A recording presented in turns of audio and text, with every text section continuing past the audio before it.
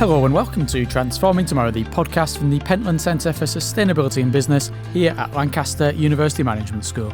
I'm Paul Turner. And I'm Professor Jan Bevington. Now, Jan, we've had a few weeks where we've moved away from the management school in previous episodes. We've gone to the law school, we've gone to politics, but we're coming back to the management school today to discuss issues around leadership and stewardship. Excellent, and it's nice to see stewardship pop up again, because it won't be the first time nor the last time on the podcast, but we've got somebody with us today who I know is especially passionate about stewardship. Yes, we're welcoming Dr. Marian Iszatt-White from the Department of Entrepreneurship and Strategy here in the Management School. Marian's an expert in leadership and stewardship, having come to academia from a successful career in financial risk management, and she also brings some unique insights for this podcast because she used to work for an oil exploration and production company. Welcome, Marian. Thank you for that really scary introduction. But I think some of the backgrounds that our podcasters come to us with are really interesting, and most people have had a bit of a life before they've come into academia, and that of course has informed how they think about the world and the kind of things they're interested in. So tell us about your pre-academic life. I've spent half my working life as a social pariah, really, because I started off in commercial banking, which I absolutely hated because I felt like a used car salesman. Then I went into corporate treasury, which was better, but I worked in the hotel sector, which I didn't like. It's just kind of, there's nothing there, there's nothing to get your hands on. When I went into upstream oil and gas, I have to say I did love it. I love big bits of engineering kit, and I love the fact that I got to go out to the North Sea and actually, stand on an oil platform, which is the size of a 6-storey building in the middle of the North Sea. So it's both huge and tiny. And as I say, I know the oil industry is a bit of a sort of a social pariah these days, but it was, I think, the first industry to be required to account for the full cost of its activities in terms of its decommissioning. So we have got that, it has got that saving grace, if you like. But I got to the point there where I looked at my finance director and recognised that I didn't want to grow into him. So I gave it all up and I ran my own training and development business around leadership for a while. Then I went to work for an educational trust, which very kindly sponsored me to do my master's. That inevitably left me with more questions than answers. So I came and did my PhD at Lancaster, promising my husband that after that I would get a proper job. I'd go back into the real world. That was, I think, 22 years ago, and I'm still here. So I think if there's anything I've learned from working in a management school is definitely not a proper job. It's far better than a proper job. It's a wonderful way to earn a living by doing the stuff that you'd like to do anyway. And I know we always talk about the real world, but I have no idea where it is. Beyond those walls somewhere. I think that's why I'm here. A representative of the real world, yes. Not an academic myself. I just work with lots of you. So, leadership. Now, there's a phrase. And a lot of our podcasters, as soon as we ask them about anything, go, there's a lot in that concept. And I know that that's going to be the case with leadership. So, lead us off, Marian, as to how we can think about this activity that goes on that's very real, but also really hard to describe as well. It's, somebody said, it's like the abominable snowman. Its footsteps are everywhere, but you can never actually find it, which I think is a lovely quote. The closest we've got, I think, to a meaningful definition of leadership is that it's an influence process. So you can't tell people to do stuff because mostly they just won't do it. So you've got to persuade them, motivate them, influence them in some way. So the whole study of leadership is about trying to figure out how we do that. And we've gone through a whole series of different attempts. We started with traits. It's what you are. Then it was your behaviours. It's what you do. Then it was this idea of heroic leadership. Are you charismatic? Are you transformational? Are you larger than life? All of which led to various forms of disaster, really. We're now into the kind of distributed relational area where it's not me as the leader or you as the follower. It's that space between us. It's how we interact. And it is that relational piece that actually creates the influence. The problem is that we've never actually thrown away any of the early theories. So we've just got this massive mishmash of a whole load of different things that don't fit together, that don't still really answer the question. But we're all just, we're piling those things on top of practicing leaders and saying, you've got to do all of these now. So that's a bit of a problem. I think we've also got into this period where we've sort of stopped doing what I call inquiry, which is trying to understand how to do leadership better. And we've got into advocacy, which is this is how you should do leadership. You should be authentic. You should be responsible, without really giving practicing leaders any guidance as to how they should go about doing that. So it's still a work in progress, I think we can safely say. What types of leadership are you particularly interested in then? So most of my career, probably until the last 2 or 3 years, I've been looking at authentic leadership, which, sounds like a very good thing. I think we probably all like to think that we're authentic until you really look at it. You could be a completely selfish bully and still be absolutely authentic. So trying to problematize, well, what do we mean by authentic and why do we think it's a good thing, has been the bulk of my work. And I've done a lot of that through looking at the idea of emotional labour. So if you go into, McDonald's or any shop, other outlets are available, and they smile at you and they say have a nice day, they probably don't really care whether you have a nice day, in all honesty. But part of what they get paid for is to show particular emotions and to suppress other emotions. And leaders do that too. We motivate people, we discipline people, we show enthusiasm. We do a whole load of things that are based on our emotions rather than our rational skills.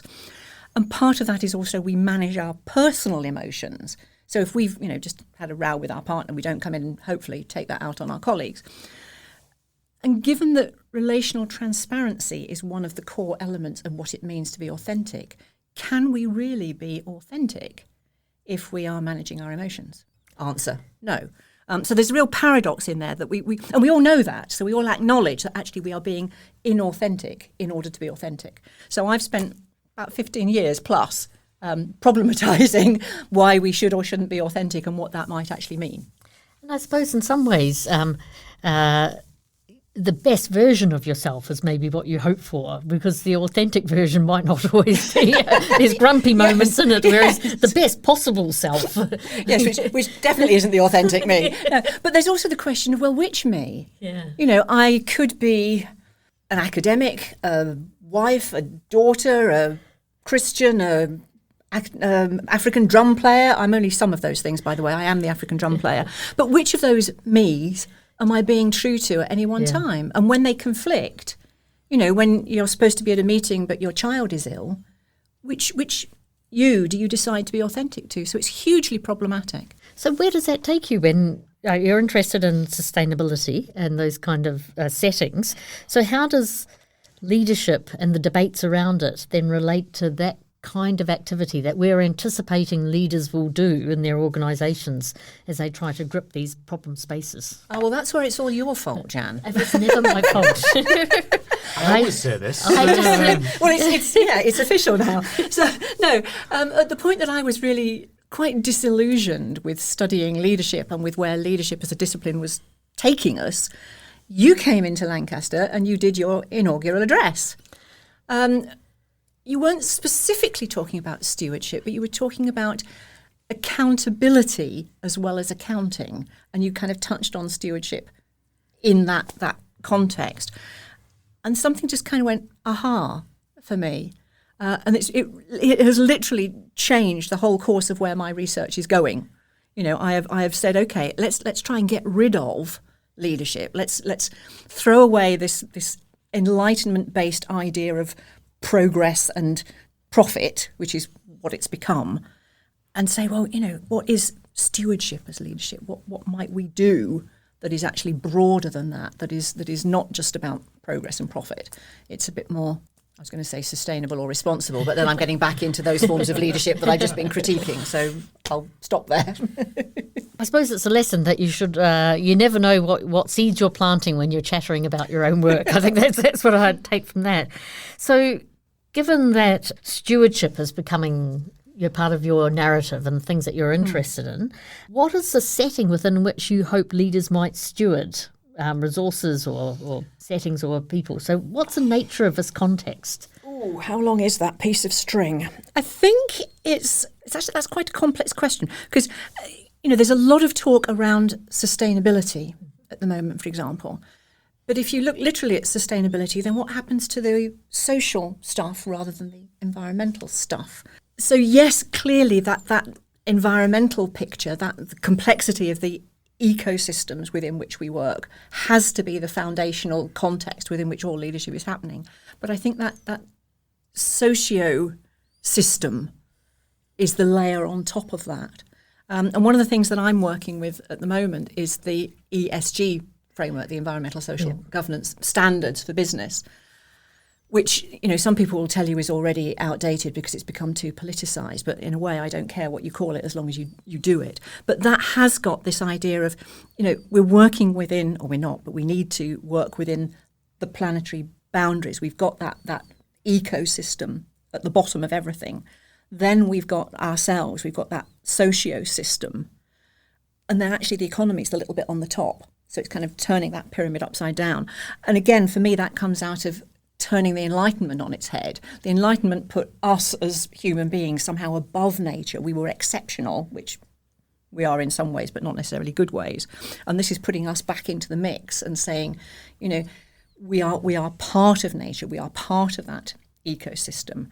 And we have an inherent duty of stewardship for it, of guardianship of it. And that's where, having got myself into hot water, so I'm not going very far into this bit, I have started looking at indigenous worldviews, and we've talked about that before, haven't we? Yeah.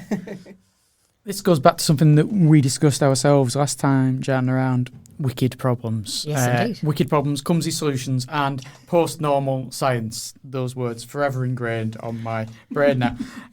With the wicked problems that the world is facing at the moment, how does leadership, stewardship fit into all of that? That's another fascinating question.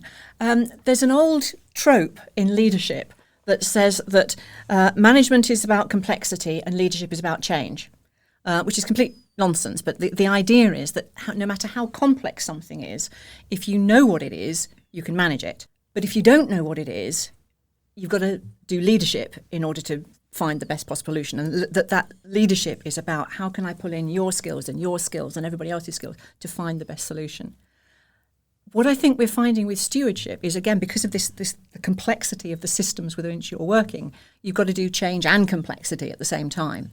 The complexity is the baseline that you've got to understand, but the change piece is about recognising stewarding something isn't just keeping it as it is. Because it might be that actually you don't want to keep it as it is. What you want is to keep the affordances that it has given you historically. And in order to do that, you might have to be quite innovative and do something completely new. So it really is this and rather than or of the things that we've previously thought that leadership was about. And I think that gels really nicely with our previous conversation, that you can't hang around and work out the answer and then start to act or to lead in the case of this theme. But actually these things happen simultaneously because there's no space in which to say, oh, well, let's wait until it's all settled down and then we can decide what to do. Yes, and they happen while you're doing something else. Yes. You're leading your company or you're making widgets or whatever it is you're doing. And then all of this stuff just lands on top of you and you've got to react, you've got to respond, and you've got to do it quickly and continuously, which is why it's so wicked. Does that then lead us into the biggest box of all in our conversation? Tell us about your work on stewardship as leadership, because I know that you've been digging into that enormously just at the moment. You do, because you've been helping me again. There's a bit of a theme developing here. There was only a wee chapter that I did a little bit of work on. Sorry, it's the pivotal chapter. It absolutely is the pivotal chapter, this is turning into a plug for our book now, isn't it? Yeah, it is. I'd buy it. Christmas will be upon us before you know it. Not where I'm coming from. There's birthdays, there's all kinds of things in between. Birthdays. Is it a suitable birthday present, or is it only good for Christmas? Probably for a 6 or a 7-year-old, it would be ideal. 6 or 7-year-old. Unfortunately, my children are 5 and 8, so you've kind of hit the window in between. No good for either of them. There won't be any pictures, so maybe it won't be a Christmas. Anyway, so I started off, I had this great idea of doing a massive integrative literature review across a whole range of different research domains. So, human life sciences, non-human life sciences, technology, arts and humanities, and then last but not least, social sciences, and looking at what stewardship meant in all those different domains. which turned out to be more complex than I think I had maybe imagined. So in the life sciences, particularly the human life sciences, it's basically about optimization. It's about risk versus reward. And I started off thinking that was just something quite peripheral and technical. And then I realized it wasn't. It was quite fundamental, and you could reframe most of the other uses of the word stewardship in those terms. It's also about this idea of, are we trying to conserve the past, or are we trying to retain the affordances of something for the future? There's the idea of how do we do it? Is it governance or is it re-education? Is it carrot or is it stick? And then this, again, for me, the fundamental piece, I think, is where people have started looking at indigenous worldviews and this idea that we are part of nature, we're not above nature, and that we have this foundational duty of stewardship. That was really interesting. Inevitably, there were a whole load of tensions that came out of that in terms of what are we stewarding and for whom, what are the mechanisms and who's responsible for them, what's that degree of change that we might actually have to bring in, and again, the contextual complexity that we're working in. And this was where I came back to this idea that it's change and complexity, not change or complexity. And that's all in the book. It will be in the book. I believe there's a book. Of which the pivotal chapter is the empirical chapter, which I could not have done without Jan, because she put all the really interesting stuff in it that I then just riffed off to come up with a really nice model. Jan, when you set up the most recent tranche of guests, was the entire purpose of it to get people who were buttering you up? Because this isn't the first episode this has happened in recently. What can I say? It's a trend. We can't all be wrong. I'm wondering how many of them owe you money. Maybe not. Maybe all of them. So what are the implications of what you're doing for leadership as a whole then? Oh, I hope they're massive. I really do. I hope this doesn't just become, another aspirational form of leadership that is a burden to practicing leaders. Because the whole point of this for me was to try and provide real scaffolding, something that was practical and didn't have all this baggage to it that would help leaders do leadership better. And the way that has worked out so far, and this is where I say we were kind of building a model, was looking at some of the elements of strategic leadership as the skills at the bottom. And that's, the ability to learn, the ability to change, and the wisdom to know which one you should be doing at any given time. Then kind of layering stewardship as holding something in trust, and this idea of relationality to the biosphere as a stakeholder as the guiding principles that go on top. And then on top of that, and this was the real aha find that I think is quite pivotal to this actually doing something useful, is the idea of ambidexterity. And for an organisation, ambidexterity is about balancing present needs with future potential. And if you blow that up large to, that's what we're doing at a global scale, how do we balance what we want now with what the planet can go on providing? I think that as a focal point for future leadership research, I think, is going to go somewhere. It's fascinating that you talked about biosphere as a stakeholder. That echoes so much what a couple of weeks ago Camille was saying to us about the rights of nature and nature having a voice. And he was speaking to it very much from the legal perspective and how this fits into legal frameworks. But this is seeing it from a more...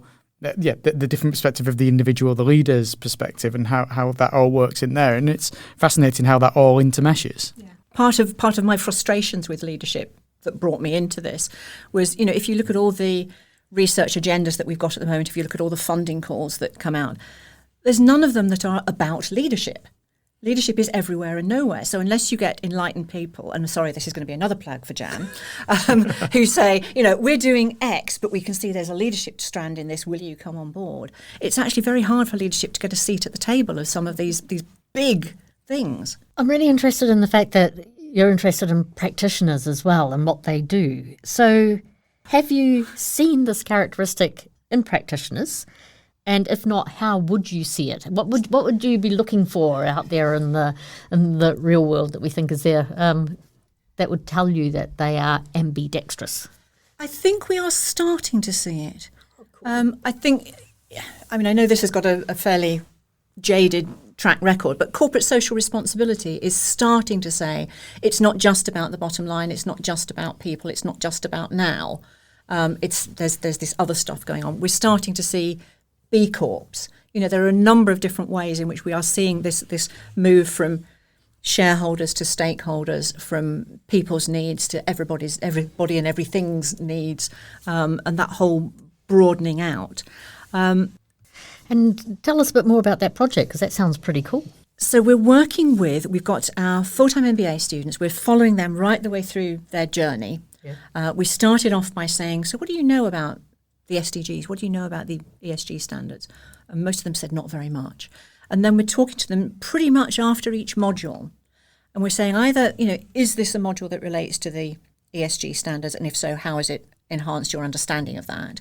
Or is this a module that doesn't relate to the ESG standards? And if so, are you finding tensions and disconnects?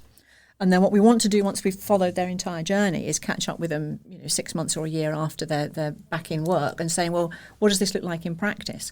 What have you wanted to apply from your learning, and what challenges and difficulties have you found in actually doing that when people are saying, we'd love to do that, but actually we just need to survive in the current environment or whatever it is. That's one aspect of what we're doing. What we're also doing is working with one of our unaccredited programs, one of our exec ed programs, which is using, I don't know if have you had Steve Kempster talk to you yet? I know, but I know of his work. Good Dividends. Yes, I think it's a super program. So working with a program that is using that, and again, looking at what they're taking away from that and how much more, as a much more immediate thing, they are taking that back into their businesses and applying it. And particularly with our MBAs who come from all over the world and have that really diversity of backgrounds and experience. Are you seeing some diversity in their response as to what they take on and what they really understand and take to heart from the work? Definitely. And just the understanding that they come with. We sort of take it for granted that we're all aware of this and that we know it's important. But depending upon where your country, your culture is in its own development journey, this might be, much further down the list of priorities than it is for us. And I think what's really impressing me, and these are the full-time MBA students, so they're not that old, some of them, is quite how aware of that disconnect they are in their own countries and how much they want to go back and do something about it. So there's some quite brave career choices, I think, being made. It always makes me wonder sometimes what if you speak to people before they come and study a course and you ask them what are the important things, if they say something such as sustainability, are they saying it because they mean it, or are they saying it because it's the kind of thing they're expected to say now? I don't want to go back to benchmarking, Jan, but it's a similar kind of attitude to that. Are they just doing the things that they're expected to do, saying the things they're expected to say? Are you getting the impression, though, that people are taking it a lot more seriously than maybe they were 5-10 years ago? Yes and no, in that actually that's not what they're telling me about why they came in the first place. For most of them, that was not part of their decision process. Notwithstanding the fact that we've got that overarching framework of responsibility as the narrative behind our programme, they weren't particularly aware of that. That wasn't why they came to Lancaster. And it's only when they got here that they went, wow, now we get it. Now we understand that there's something here and that actually it is going to frame the whole of our working lives. Quite a few of them want to go into consultancy and they're going, yes, every single one of the clients that I'm going to be working with for the rest of my career are going to want to know about this stuff. I don't think they are telling us what we want to hear or what they think they should be saying. I think there are some genuine revelations going on there. That's a good outcome for any educational program, to attract folk and then for them to discover new things and to really meaningful new things. Yeah. The hope be, though, that if you say these people are coming here now and don't necessarily have that in mind before they come, but in the future they'll have that in mind before they come, they're not discovering it once they get here, that this is a key element that runs through the MBA, that they'll have already thought about that before they come. Yes, and that's part of what this research project is about. It's about making it much more high profile, much more consistent through the programme. What we're finding is, Robin, who's just stepped down as the programme director, she's done a fabulous job of putting that narrative out there, of saying, this is what we're about, this is what it is.